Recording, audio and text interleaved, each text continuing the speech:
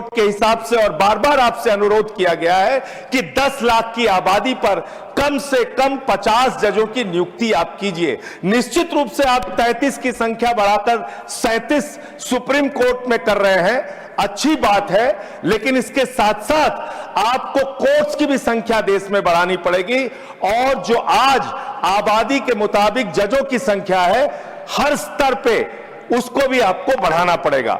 मान्यवर, मैं आपके माध्यम से यह सरकार से पूछना चाहता हूं, कांसीराम जी का नारा था, जिसकी जितनी संख्या भारी उसकी उतनी भागीदारी। आज मैं बड़ी विनम्रता पूर्वक आपसे पूछना चाहता हूं, सुप्रीम कोर्ट के जजेस में कितने पिछड़े समाज से हैं, कितने दलित समाज से हैं, कितने आदिवासी समाज से हैं, कितने समाज के वंचित तबके से आते हैं? नहीं मान्यवर, उनकी भागीदारी बिल्कुल शून्य है। इसलिए न्याय अगर आप करना चाहते हैं, आज न्यायपालिका हो, कार्यपालिका हो, विधायिका हो, पत्रकारिता हो, सब में बराबर का प्रतिनिधित्व समाज के वंचित, शोषित, पिछड़े, दलित, आदिवासी तबके को देना होगा। इसके साथ साथ मैं अनुरोध यह भी सरकार से करना चाहता हूं, न्याय की स्थापना तब होती है जब ऊपर से लेकर नीचे तक न्याय करता हुआ दिखे। लेकिन बड़े अफसोस की बात है, 15 साल की बच्ची से प्रधानमंत्री लड़ेंगे तो कैसे न्याय होगा? सर, मुझे अपनी बात खत्म करनी है, मेरा समय बचा है, समय बचा है। मैं कह रहा हूं, बोलिए पर बिल पर खत्म कर रहा हूं, बिल पे ही बोल रहा हूं सर, बिल पे ही बोल रहा हूं, इतनी देर तक बिल पे बोला। सर, मेरा अनुरोध यह है कि सरकार ऊपर से लेकर नीचे तक न्याय करती हुई दिखे। 15 साल की बच्ची से प्रधानमंत्री चाहिए, बहुत ही दुर्भाग्यपूर्ण है। 15 साल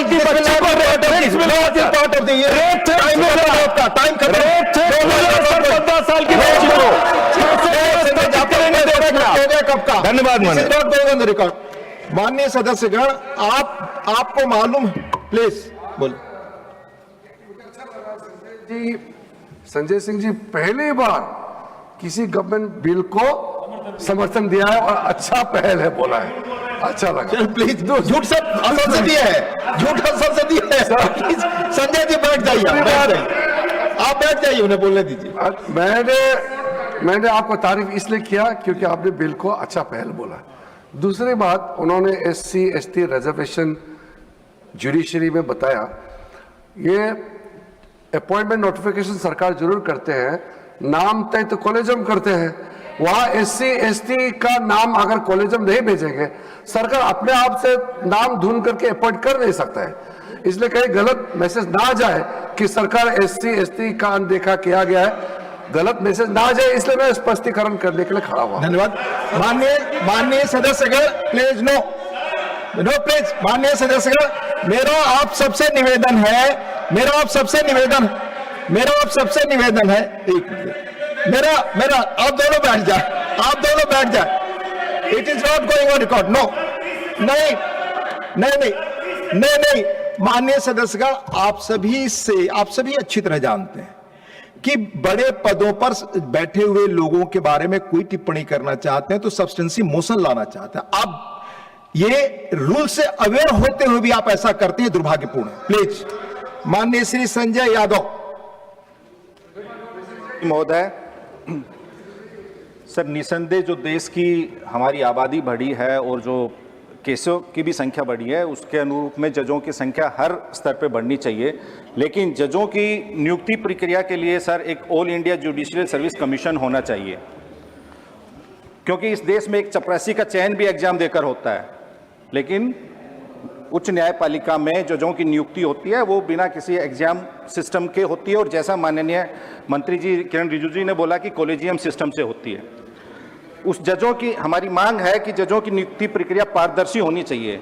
महोदय, इस देश की जनता को जानने का अधिकार है कि अगर उच्च न्यायालय के किसी जज की नियुक्ति हुई है तो वो किस आधार पे हुई है, और उनकी नियुक्ति के जो कारण और आधार हैं वो स्पष्ट रूप से सार्वजनिक किए जाने चाहिए देश को, कि ताकि देश की जनता को भी पता चले कि अमुक जज की अगर नियुक्ति हुई है तो इन आधार पे हुई है महोदय।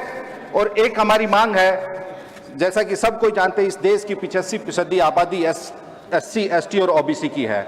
ये तो ऑन रिकॉर्ड है कि हमारे देश में इन वर्गों की, वंचित, उपेक्षित, उत्पीड़ित, उपहासित और बहिष्कृत समुदायों के जो लोग हैं, वो न्यायपालिका में, उनकी उच्च न्यायपालिका में 1% भी भागीदारी नहीं है, 1% भी। ये हमारे लिए एक सामूहिक चिंतन का विषय है, अगर हम न्यायपालिका में सुधार और जजों की संख्या बढ़ाने पे भी बात कर रहे हैं तो महोदय, जिनका जुडिशरी में प्रभाव है वो किसी मेरिट के आधार पे नहीं, वो कुछ चुनिंदा विशेष श्रेष्ठता, जातीय प्रभुता और भाई भतीजावाद के दम पर उनकी नियुक्ति होती है। क्योंकि मैं फिर दोहरा रहा हूं कि वो कोई परीक्षा देकर उच्च न्यायालय में जज नहीं बनते हैं, वो जैसा कि माननीय मंत्री जी ने कहा, कॉलेजियम सिस्टम की उपज है। और कॉलेजियम सिस्टम में कौन लोग बैठे हैं, उसमें हमारा आपका भी कोई से नहीं है, इस पार्लियामेंट का भी से नहीं है। क्यों नहीं है, उस पर भी एक व्यापक विमर्श होना चाहिए महोदय। इसलिए हमारी मांग है कि इस कॉलेजियम सिस्टम को समाप्त करना चाहिए, ध्वस्त कर देना चाहिए और न्यायपालिका में, उच्च न्यायपालिका में आरक्षण होना चाहिए। और महोदय, एक और जो हमारा गंभीर विषय है, अक्सर बहुत सारे मामलों में जज खुद को कई मामलों की सुनवाई से हटा लेते हैं, रिक्यूज कर लेते हैं, लेकिन उस रिक्यूजल का कारण सार्वजनिक नहीं होता है। महोदय, अगर कोई माननीय जज किसी केस से स्वयं को हटाते हैं तो माननीय मंत्री जी, आपके माध्यम से ये हमारी मांग है, माननीय विधि मंत्री जी भी हैं, कि ये प्रावधान होना चाहिए कि अमुक जज ने अगर किसी मामले से सुनवाई से स्वयं को हटाया है तो कौन कौन से कारण है वो सार्वजनिक होने चाहिए और देश की जनता को ये जानने का अधिकार है कि मैं इस केस से क्यों हटा हूं। और महोदय, जैसा कि हमने कहा, जितने भी अगर जजेस उच्च न्यायपालिका में आरक्षण नहीं होता है तो उसका भुगतभोगी वंचित, उपेक्षित समुदाय भी होता है। तो हम संसद में ये बात कर रहे हैं, ये हमारी सामूहिक जिम्मेवारी है कि हम जजों की संख्या बढ़ा रहे हैं, लेकिन इसमें वंचित, उपेक्षित वर्गों के जजों की भी संख्या बढ़नी चाहिए। Thank you Modi. माननीय Shri Ravichandra Vaddiraju ji. Sir, supreme court number of जजेस अमेंडमेंट बिल को हमारा पार्टी सपोर्ट कर रहे सर। तेलुगु में बात कर रहा हूँ सर। ప్రస్తుతం సుప్రీంకోర్టులో ఉన్న కేసుల సంఖ్య 92,000 పైగా ఉంది. కేసుల భారం పెరుగుతున్న సమయంలో జడ్జీల సంఖ్య 34 నుంచి 38కి పెంచడం, అంటే 33 నుంచి 37కి పెంచడం సార్. దీని నిర్ణయం వల్ల మరిన్ని బెంచెస్ ఏర్పాటు చేయడానికి, ముఖ్యంగా కాన్స్టిట్యూషన్ బెంచెస్ క్రమం తప్పకుండా నిర్వహించడానికి అవకాశం కలుగుతుంది. అందువల్ల ఈ బిల్లును మేము స్వాగతిస్తున్నాం sir. Sir, justice delayed is justice denied అనే సూత్రం మనందరికీ తెలిసిందే. ప్రస్తుతం సుప్రీంకోర్టులో 92,000కు పైగా కేసులు పెండింగ్లో ఉన్నాయి. గత సంవత్సరం 2020 సంవత్సరంలో 75,410 కేసులు నమోదు కాగా 65,615 కేసులు మాత్రం సాల్వ్ అయ్యాయండి. అంటే కొత్తగా వస్తున్న కేసుల వేగానికి మన కేసులు పరిష్కారం చేస్తున్న వేగానికి సరిపోవడం లేదు సార్. ఈ పరిస్థితిలో జడ్జెస్ సంఖ్యను పెంచడం తప్పకుండా స్వాగతించాల్సిన నిర్ణయం. దేశవ్యాప్తంగా హైకోర్ట్స్ మరియు డిస్ట్రిక్ట్ కోర్టులో ఇప్పటికే అనేక జడ్జెస్ పోస్టులు ఖాళీగా ఉన్నాయి సార్. సాధారణ ప్రజలు సంబంధించిన ఎక్కువ కేసులు మొదట డిస్ట్రిక్ట్ కోర్ట్, తర్వాత హైకోర్టు నుంచే వస్తాయి. అక్కడ ఖాళీలు భర్తీ చేయకపోతే చివరికి కేసుల భారం మళ్ళీ సుప్రీంకోర్టు పైన పడుతుంది. రెండవది సార్, ప్రపంచంలోని ప్రధాన ప్రజాస్వామ్య దేశాలతో పోలిస్తే మన దేశంలో జనాభాకు తగినంత జడ్జెస్ లేరు సార్. దాని మీద ఒకసారి ఆలోచించాలి సార్. అయితే ఈ బిల్లును మరింత ప్రజలకు ఉపయోగపడేలా అత్యంత ముఖ్యమైన అమెండ్మెంట్ ఈ సభ ద్వారా కేంద్ర ప్రభుత్వాన్ని సూచించదలుచుకు మా పార్టీ కేసీఆర్ గారి నేతృత్వంలో ఒక సూచన, విలువైన సూచన సార్. సుప్రీంకోర్టులో జడ్జెస్ సంఖ్యను పెంచడం ఎంత అవసరమో సౌత్ ఇండియా కోసం ఒక పర్మనెంట్ బెంచ్ని ఏర్పాటు చేయడం కూడా అంతే అవసరం సార్. స్వాతంత్రం వచ్చినటి నుంచి ఈ రోజు వరకు సౌత్ ఇండియా నుంచి ప్రతి ముఖ్యమైన కేసు కోసం న్యూఢిల్లీ వరకు వెళ్లాల్సి వస్తుంది సార్. సాధారణ రైతు, ఉద్యోగి, వ్యాపారి, మధ్యతరగతి కుటుంబానికి చెందిన ఇట్లా చాలా ఖర్చుతో కూడుకున్న సార్. ప్రయాణం కానీ, ఖర్చులు కానీ, సుప్రీంకోర్టు అడ్వకేట్స్ పొందడం, ఇవన్నీ కలిసి న్యాయం సాధారణ ప్రజలకు మరింత దూరం అవుతుందని మా భావన సార్. జస్టిస్ అందరికి సమానంగా ఉండాలంటే యాక్సెస్ టు జస్టిస్ సమానంగా ఉండాలి సార్. సౌత్ ఇండియా బెంచ్ ఏర్పాటు చేయాలంటే హైదరాబాద్ కంటే అనువైన నగరం దేశంలో మరొకటి లేదు సార్. హైదరాబాద్ భౌగోళికంగా సౌత్ ఇండియా మధ్యలో ఉంది. తెలంగాణ, ఆంధ్రప్రదేశ్, కర్ణాటక, తమిళనాడు, కేరళ, పుదుచ్చేరి, లక్షద్వీప్ కూడా ఈజీగా ఉంటుంది సార్. ప్రజలకు సులభంగా చేరుకునే అవకాశం ఉంది సార్. దేశంలోని అత్యంత ముఖ్యమైన defence establishments, central government institutions, ISRO, ప్రముఖ scientific research organisations, IT and software industry, pharmaceutical industry, biotechnology, aerospace, national research centres ఇవన్నీ హైదరాబాద్లో ఉన్నాయి కాబట్టి software innovation research centre, digital economy రంగాల్లో హైదరాబాద్ ఒకటి జాతీయ కేంద్రంగా ఎదిగింది కాబట్టి ఇవన్నీ ఉన్నటువంటి హైదరాబాద్లో ఒక బెంచ్, స్పెషల్ బెంచ్ పెడితే బాగుంటుందని చెప్పేసి మా తెలంగాణ ప్రజల ఆకాంక్ష, సౌత్ ఇండియా ప్రజలకు కూడా బాగుంటుందని కోరుకుంటూ సార్ జ్యుడిషియల్ రిఫార్మ్లో హైదరాబాద్ పర్మనెంట్ సౌత్ బెంచ్ ఏర్పాటు చేయాలని కోరుకుంటున్నాం సార్. ఇది చాలా మంచి ఆలోచన అని చెప్పేసి భావిస్తూ తెలంగాణని మాత్రం హైదరాబాద్ని ఖచ్చితంగా చేయాలని చెప్పి మరొక్కసారి మనవి చేసుకుంటూ అర్జున్ రామ్ మేఘవాల్ గారికి సూచించుకుంటూ थैंक यू सर. इस बिल बहुत अच्छा है, जजेस बढ़ाने के लिए भी हमारा पार्टी समर्थन करता है. Thank you very much. Secretary general.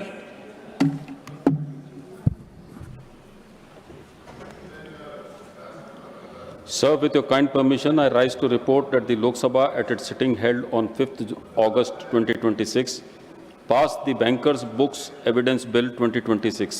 I lay a copy of the said bill on the table. Next speaker, Dr. V. Shivdasan. 2 minutes. Respected Chair, justice denied. The statement is in India, it is one of the true statements still. The crores of cases are pending in our judicial system. High Court, Supreme Court, everywhere the courts are pending. 92,000 cases are pending before our Supreme Court. Sir, it includes a case against the women, against the student. A lot of cases are there. I'm not going to the details. But sir, if the delayed justice, that means that is a punishment to the students, women and everybody. The government has registered false cases against the students. Yes. False cases against many of innocent people because of the political bias. So, sir, the cases are pending. If they are not getting justice to the court, then that is a punishment. So, sir, the number of courts and the number of judges should be increased. Then the courts are able to manage these cases, and the students and women, they will get the justice through the court. So the cases against the innocent students and the cases against the women,